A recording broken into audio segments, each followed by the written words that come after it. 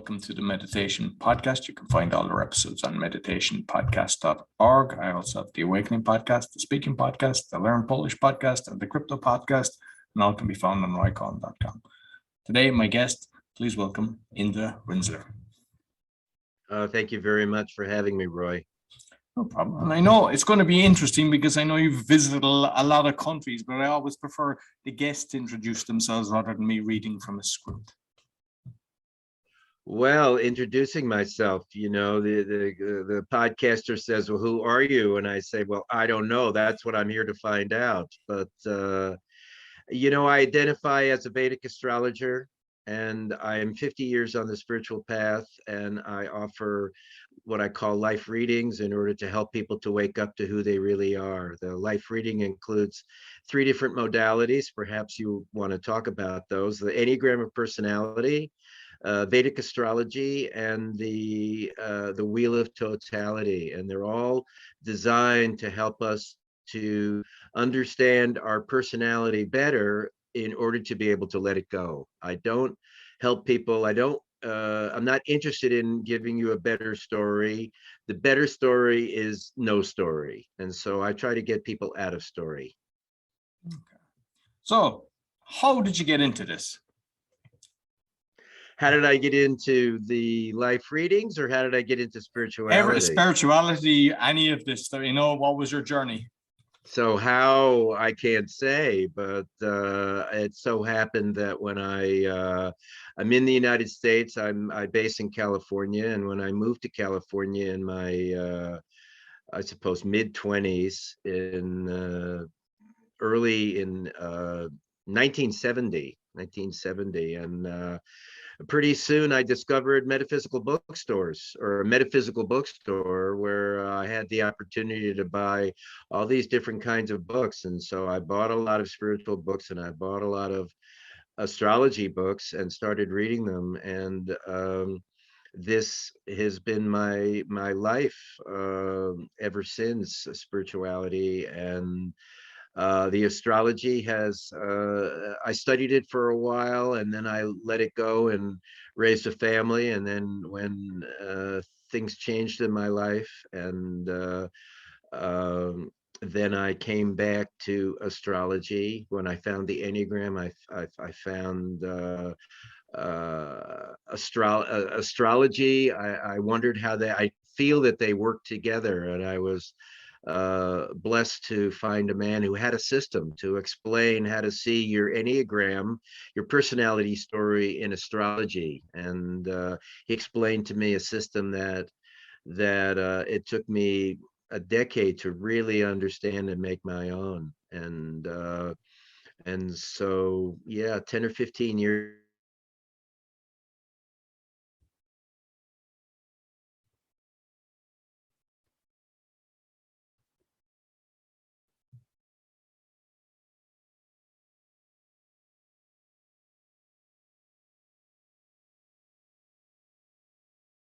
Your pause there, I can see the pause.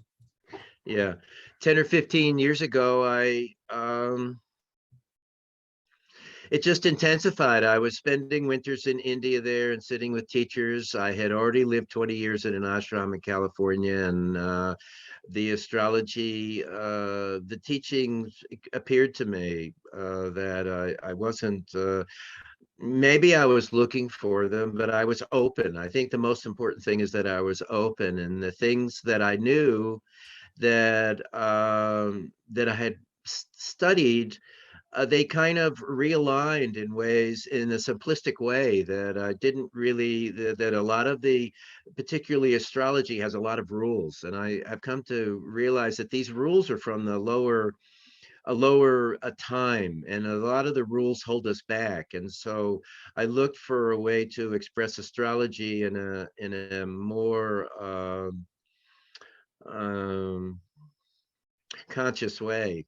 And so ideas and things appeared to me. I remember my teacher I said one time, I said to my teacher, well, so and he said, well, where'd you get that? And I said, well, I probably read it. He said, well, I don't think so. I think you made it up. And, so I couldn't tell the difference, that I would read things and then I wouldn't remember. It still happens. I don't remember where I read it, but all of a sudden became part of me. And then I would go forward with that.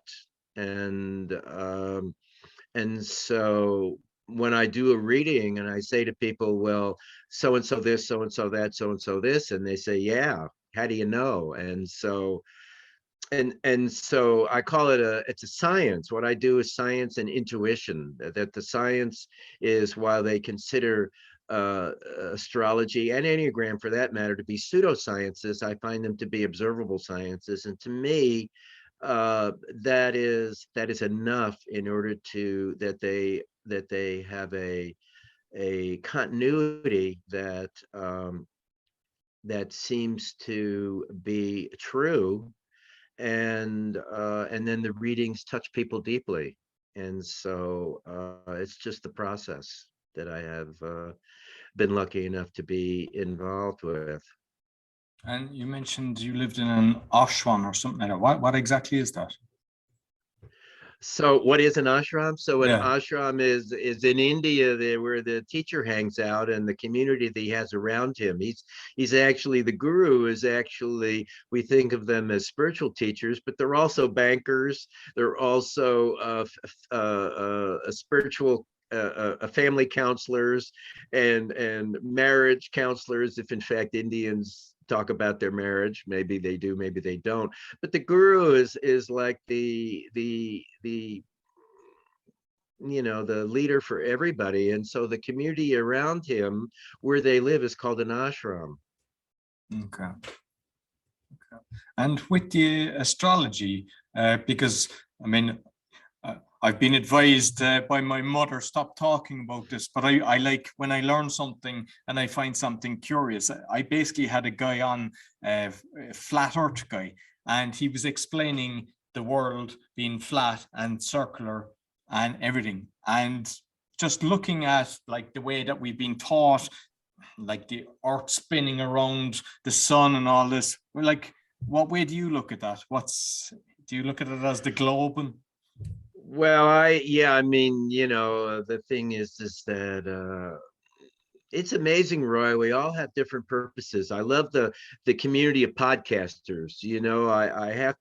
I have to take my hats off, because you put your ear to the ground and you heard podcast, and that's not what I heard. I heard be a guest on a podcast, perhaps, but I never heard do a podcast. So this whole a family of podcasters, and so there's a family of people that heard flat earth, and I'm not one of those. I mean, I believe and disbelieve everything. So the planets look round to me. I don't see how it could work, but it could all be, we may not have gone to the moon, and it may all be made up, and that's okay with me. But that doesn't mean that I have to take that into my life. I believe in spirit. I believe I started. Yeah. So you asked me how I got into it, and so the reality is I remember at this period when I first moved to California, perhaps even earlier, that there was an experience that I had where you'd walk into a room and you'd feel more than the physical plane of the room, that you would feel excitement being in a crowd, or you would feel energies, you'd be with somebody and you'd feel more, that whether at the time you felt like you knew each other from past lives, but the point is that as soon as I felt more that was in the room, then I had to be open to anything as a possibility, that ghosts or angels or a spiritual ethereal plane or causal plane, that everything is possible as soon as you get beyond the linear and you open yourself to there may be more than the linear. Then to me anything is possible. And the flat earth is not particularly one of my thoughts, but there's people that are probably doing very important work in that. Yeah, and I find that the more that I learn, the more I realize I don't know, and I'm just constantly, reading. And I mean, I'm reading over 100 books a year, and every time I'm reading something, it's like, your thought Wow. process, yeah. And like you've Well, been to 56 countries, yeah. right, 56. I like to say that, but I'm in my 70s now, but in 60s and 70s, we realize as we sit there with the teachers in India, we realize that we know less and less, not more and more. We realize that the teachers help us to understand that we know less and less, not more. And so, yeah, so you don't look like you're quite that old. So congratulations. That's a teaching that will expand. Well, I'm 49, and I'm in no rush to actually end. I wish I could live for 500 years and just keep learning everything. It's just unbelievable, the knowledge that's out there. And like recently I read a book that was written in the 70s, and he's talking about IV, just on vitamin C into the body and how it heals. And then there's people now talking about that, and you're like, how come this was kind of quashed? Like, but very interesting stuff that you can pick up on, especially the older books. I love reading something that's 80 years plus. They tend to be a lot more truth in them. Yes, I like them too, and the reason I like them is because they help you to give the continuity. And I, in fact, I say that I went back to the 1870s, and what I mean by that is that in the early 70s, after I got these books, I ended up moving to the country in homesteading, we used to call it. That may still be a term that's around, but homesteading, where you go live in the country. And so at the time, so we lived on some land. I had my wife at the time, and we were interested in community, so we had some people living with us. But the idea was, at the time, we didn't have, when we moved to this place, there wasn't any electricity. And we had gravity flow water, and we had a chance to go back to, I call, the 1870s, when we did get a phone there. In this particular area, we only had, the phone numbers at the time were 4 digits, and because it wasn't very many people. And then eventually we got 7-digit phone numbers there. But so we went back to the 1870s, where we had absolutely nothing, and we were living off of ourselves. And I bought a saw so we could cut wood by hand, and that, maybe it only lasted a day, maybe it only lasted an hour, it doesn't really matter. But the point is that I felt like I went back to the 1870s. And then I realized that I needed a chainsaw, something, a gas powered chainsaw, and I bought a used, and then that didn't work very well, and then I bought a new one. But the idea is that in going back, I think you place yourself much better in this time, in the time that you're in, and understand what's going on. And I do enjoy reading some of the older books. The newer books, I find, sometimes they have too much dissonance. They have so much noise and so many theories and so many ideas, and you can't really place it because they're all truth. But in the older books, maybe this is what you find too, is that it's simpler and more understandable. And then you can read later books, and you can kind of understand where things came from. No, absolutely. And with the readings, like you might go into that, explaining how you do it, because you said you have 3 modalities, so you might kind of touch on each one to explain it a bit. Okay, so I like to say that at the beginning, the readings are essence to essence, that we're going to talk about personality, because that's, as I say before, that's what we have to undo, the identification with our personality. So we have to understand who the personality is, and understand that it's a story that we take on. And so the reading is essence to essence, that we're going to talk about personality, but we're not talking to the personality, and we're not talking from the personality. And this seems to set up a good vibration, that I can go really deep into people's stories, but they don't take it personal. They don't feel judgmental. They just see that the story is going on, because it's all patterning.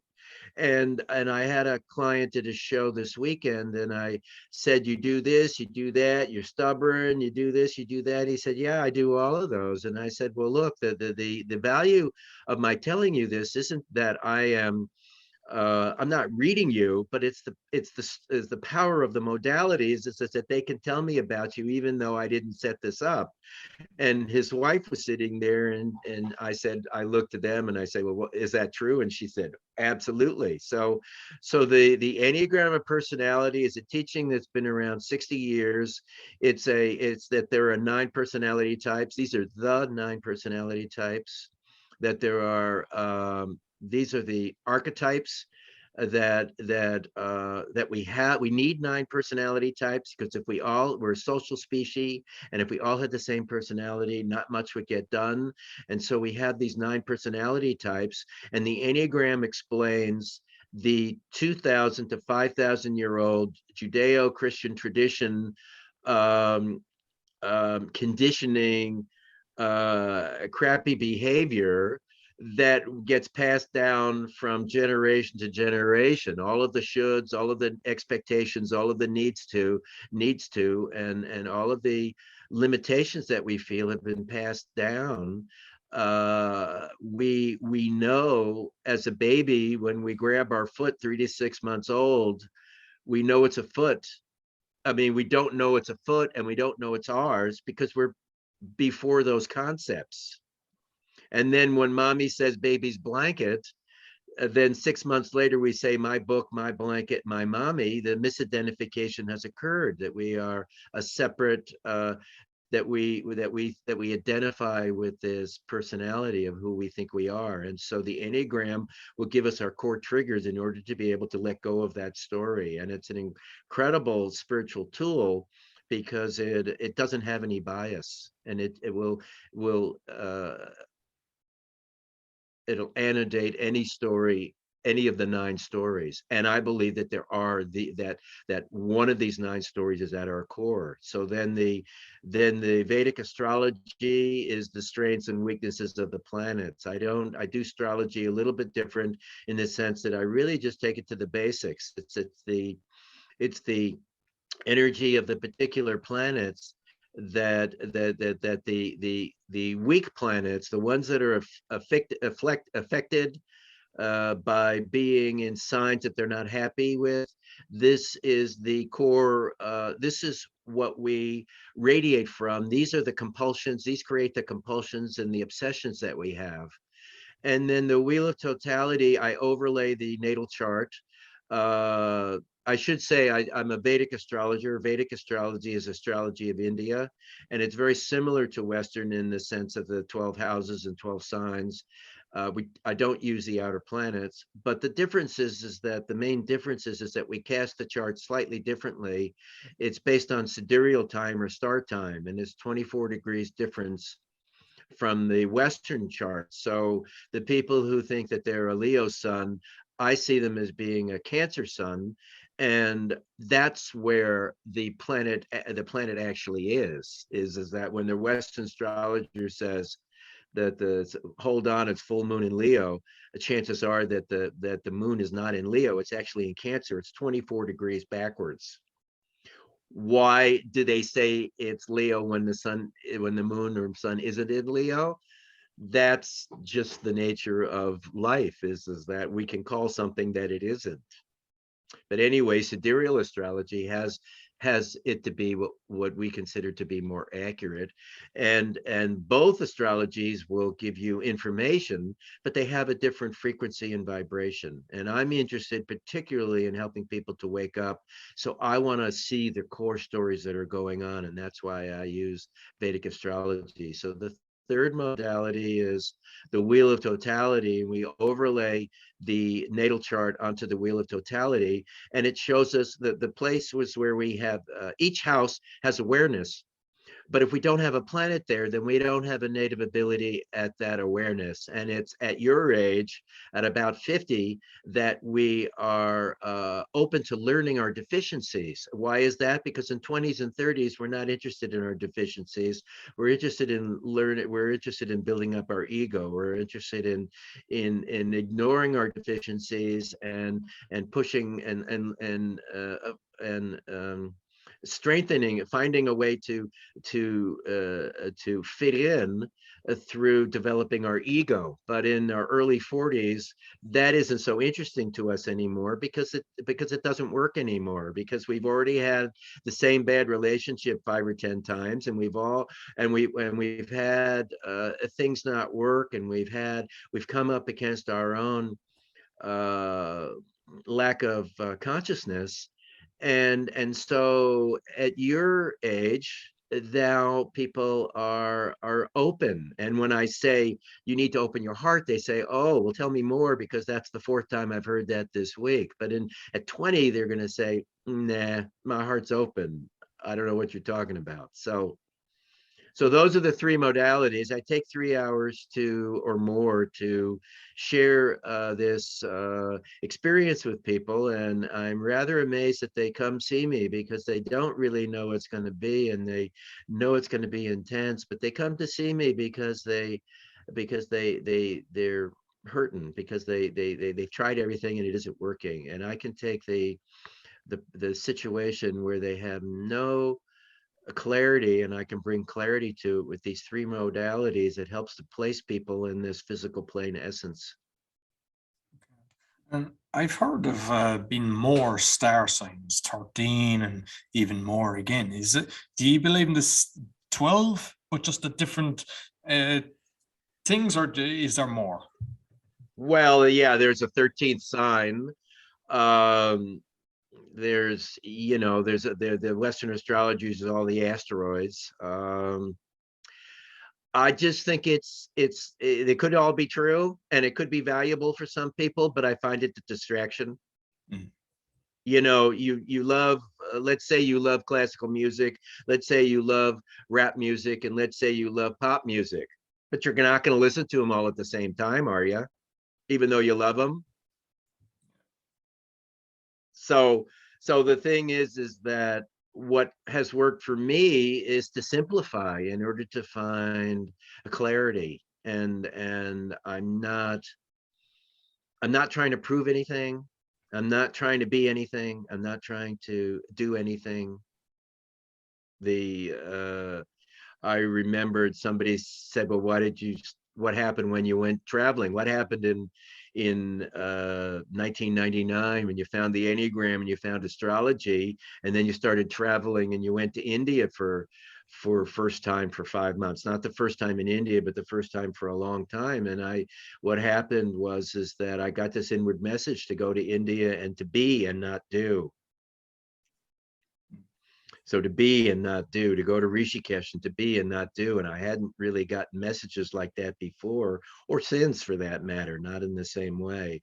But so I went to India to be and not do. And then of course I ended up doing, but that brought me back so that then I could be there. Because most people can't do that. They can't kind of be and not do.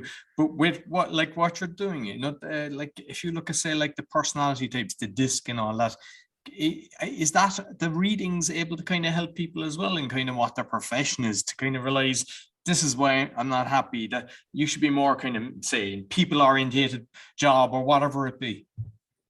Well, yes. So I like to say I don't do predictions. I can't tell you when you're going to get married, but what I can do is I can tell you, I perhaps tell you why you're not married. I can tell you what you need to do in order to be married. And I like to say to the ladies and guys, I said, if you particularly the ladies, if you want a guy, you can get a guy. It's not about getting a guy. It's about a special guy. And why is he special? He's special because he's doing his work.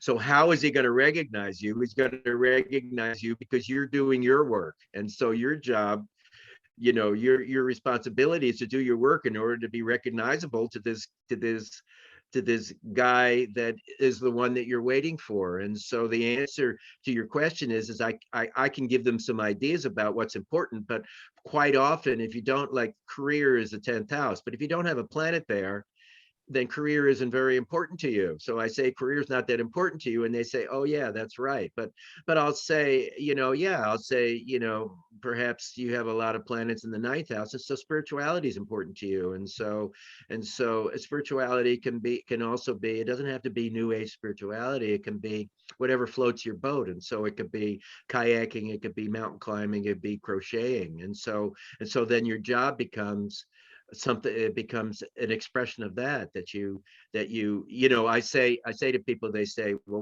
what should I do? And I say, well, you know what you want to do. And they say, well, no, I don't. I say, well, yeah, you do. And they say, you mean that? And I say, yeah, that's what I mean. And then they know, because they go back to, whether it's, depending on how old they are, 20s or teens or 10 years old, they know what they want to do, and they just have to be encouraged. And so I don't personally tell people what to do, because I don't know whether they should stay together or get together, but I do know what it is, the criteria that they're dealing with, and that helps them to make the decision. That's what I do, is I give them the framework in order for them to help them to make those decisions for themselves. I'm just curious with what's going on in the world at the moment. Like, what's your thoughts on that? Because we're living through crazy times. I mean, no matter where you live, it's there's some, there's a shift happening. I mean, I like one of my podcasts is called The Awakening, where we're just exposing a lot of the stuff going on. But I'd like to know your thoughts on it. Yeah, so somebody asked me about the Great Awakening, and I'm not so much up on the Great Awakening, and my wife is more, so she keeps me a little bit tabbed up. It's not something that I know particularly about. But what I told this lady, this podcaster, is that, I've been waiting for this for 50 years. I remember in 1973, we realized, we called it hard times were coming. And so we started buying gold and silver in 1973. And then there was the 1984 book, and that things would happen in 1984. And then I had a teacher who said the poles were going to change in 1998. And then there was the millennium. And then there was the Mayan calendar, 2012. And so the thing is that the second coming of Christ, we've been waiting for Jesus to appear for 2,000 years. And so, yes, this is a rappening time. I relate more to what is called the Yugas. It's the cycle of ages, as known in India. There's 4 yugas. The Treta Yuga, Sat Yuga is the highest, Treta Yuga is the next down, and then Dwapara Yuga, and then there is Kali Yuga, which is the densest age. And I believe that we're in Dwapara Yuga. This is a teaching of a man who has long left the body, but he wrote a book in 1894, and he said that the Dwapara Yuga was starting, and I believe this theory, and he's the only one in India that says that we're in Dwapara Yuga. And it is, the fact that he's the only one is not a problem to me.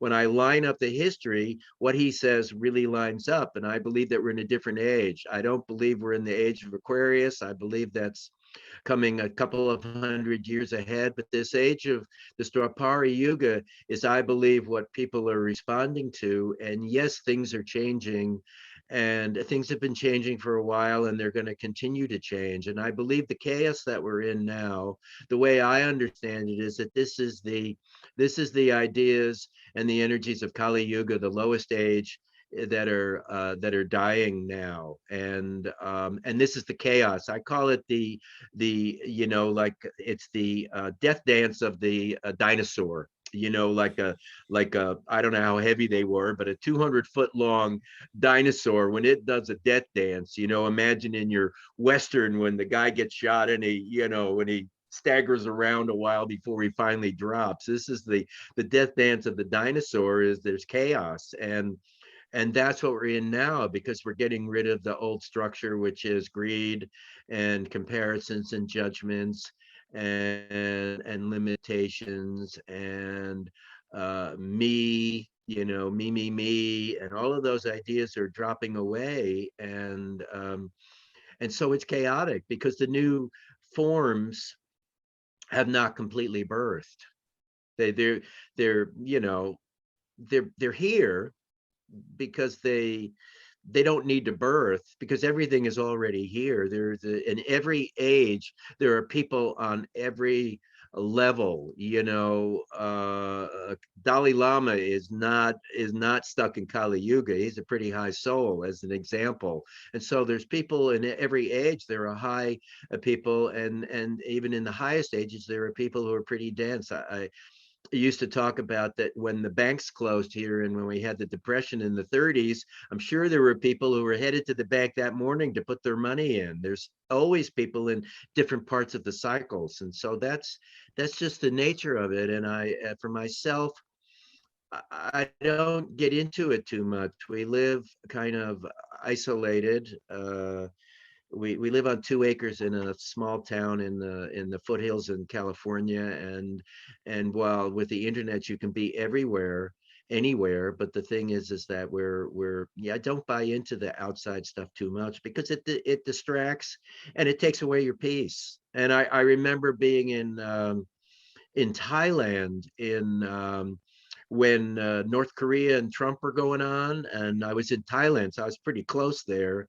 And I remember saying to myself that, let them blow up the world. I don't care. I'm not going to lose peace. I said my peace, but it's not my peace. Peace. I'm not going to lose peace over it. If they blow up the world, they blow up the world. If they want to be idiots, let them be idiots. But I don't want to get stuck in the thinking and in those ideas, because they're too limited. They're not what I really believe. And we can pick them up like a cold. We can pick it up like a flu. We can pick it up, but it doesn't become us. It's just something that is contained in the body. And so the idea is to be in it but not of it.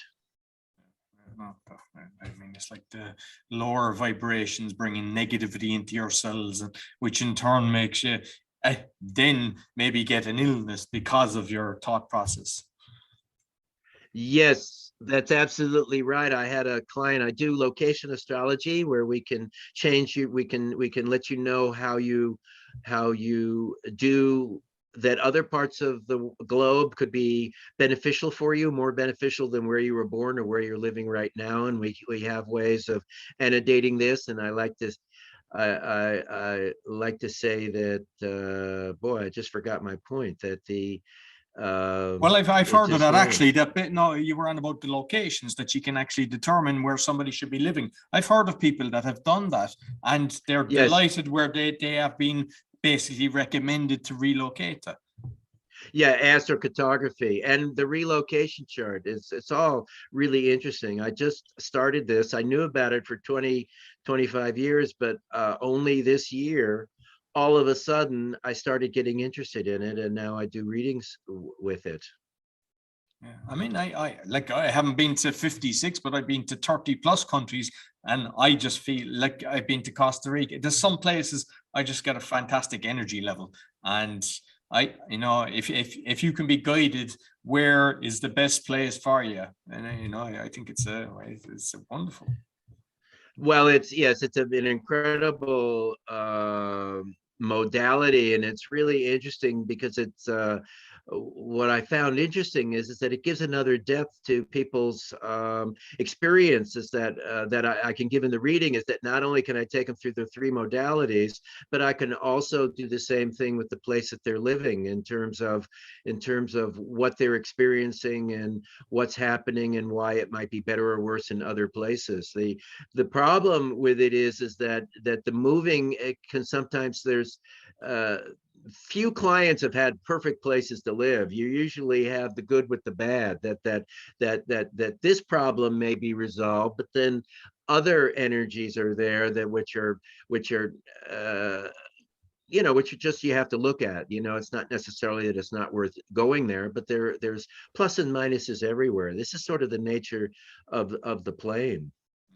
And like is it 56 countries that you've been to? I have been in 56 countries. Absolutely. Yes. So When where I was was the best doing, place for energy for you?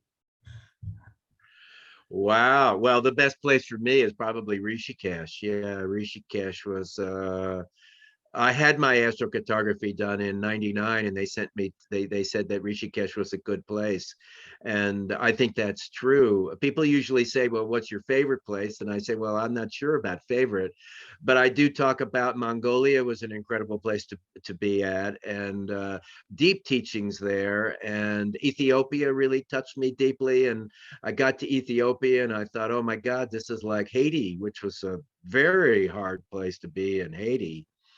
But Ethiopia, I come to realize that it's not there. It's already been there for a long time. Ethiopia has the depth that's incredible, that it took me days to sort of sink into what was actually there. I haven't gone back to, I mean, this isn't a traveling time. So I haven't gone back with the location astrology to figure out all the different places, but India, but not for everybody, you know. India for me is has been a beautiful place. I've had the opportunity with the traveling. I've only been in the US one winter since '98, except for these last two winters with COVID. There was only one other winter in 20 years. I was able to travel all over the world, and in this yeah, this traveling I got to experience. I experienced that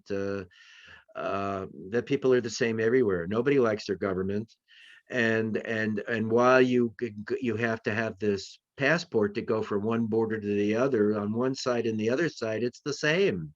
Maybe the languages change, maybe the dress changes, maybe the time changes, but the people don't really change. They're kind of the same everywhere. Yeah, no, definitely. And like finally, who influences you? Who would you be influenced over? Like Boda, I seen some of the stuff that you've got. Like who would be the main people that you're influenced by? Well, I've had teachers. I've had spiritual teachers, many of them, and they've all influenced me.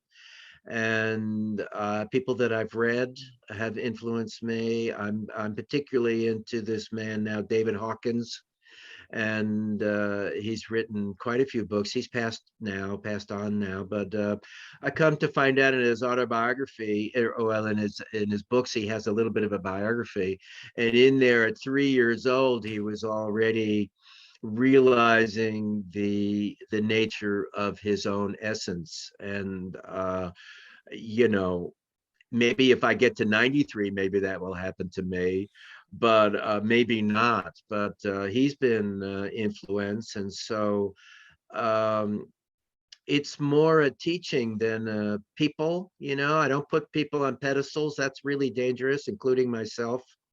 Maybe my wife, she's a big influence for me. She's an important mirror for me.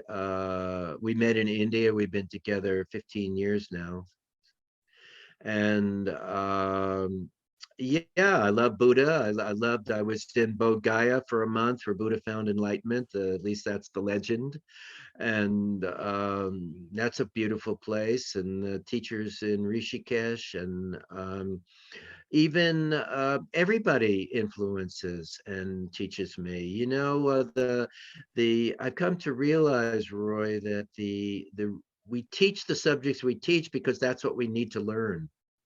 And by sitting with people who are so open to be able to, and hungry to be able to not only sit with me but pay me to share with them, their attitudes and their willingness is all a teacher. And so the we learn in India that the poorest, simplest people, they're the biggest teachers. There's a beggars that line the streets that I have seen for 20 years. There's a blind man who sits there, he's got a cup, and then he got I don't know if it's his wife, who's also blind, who sits behind him, who also sings and sits there by the bridge. I mean, these people are inspirational. There was a man, I forget what you'd call it, but no arms and no legs. It's at a paraplegic. Anyways, he was painting with his mouth. And I mean, and smiley and laughing. And if that doesn't touch you, he's sitting at the other bridge on the other side. They get their spots and they sit there for years and years and years. And these people, these experiences, when we're open, they just teach us more than the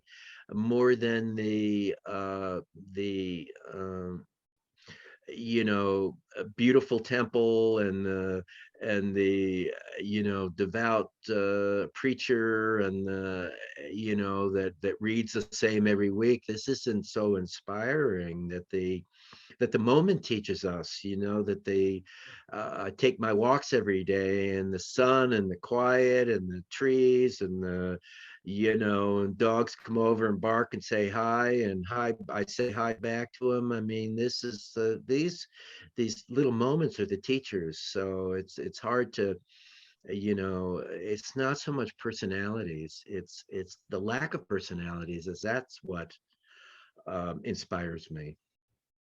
I think it's when we make a shift from what we're aspiring to get to just being present in the moment, that's when we truly enjoy life. Absolutely. That's the goal, is to come to the moment, because in the moment, then the past and the future, it all squishes together. And it's like, did I already eat, or am I gonna eat? I can't remember, Did I already read the book? Did I watch it, the documentary, or didn't I? I can't remember. It all disappears. It just all gets squishy, and in that we disappear, and then we come into our true nature. Exactly. Listen, Indra, it's been wonderful speaking to you. So how can people get in contact with you? So, well, I have a website. That's a great way, indrarinzler.com. You can write me at indrarinzler at gmail.com. I like to give a free offer on the podcast. If you're interested in your Vedic astrology chart, send me an email with your birth date, time, and place, and I'll send you back your your Vedic astrology chart, and a little chart that goes along with it that will help you to understand it. So that's a free offer to anybody that listens to it at any time. Just write me. If you have questions, write me. If you want readings, write me. I'm pretty open. I'm on Facebook. I got a big Facebook a thing going with almost 10,000 people, and I do a lot of writings on there and sharings on there, and other podcasts that I've been on. So if people want to connect that way, I'm happy to do that. Excellent. Oh, perfect. And I'll make sure that I put all the links in the podcast description. So it's been wonderful speaking to you, Indra. Thank you. So that's all for the meditation podcast. You can find all our episodes on meditationpodcast.org. Be sure to give us a thumbs up, 5-star rating, share with your friends. Until next week, take care.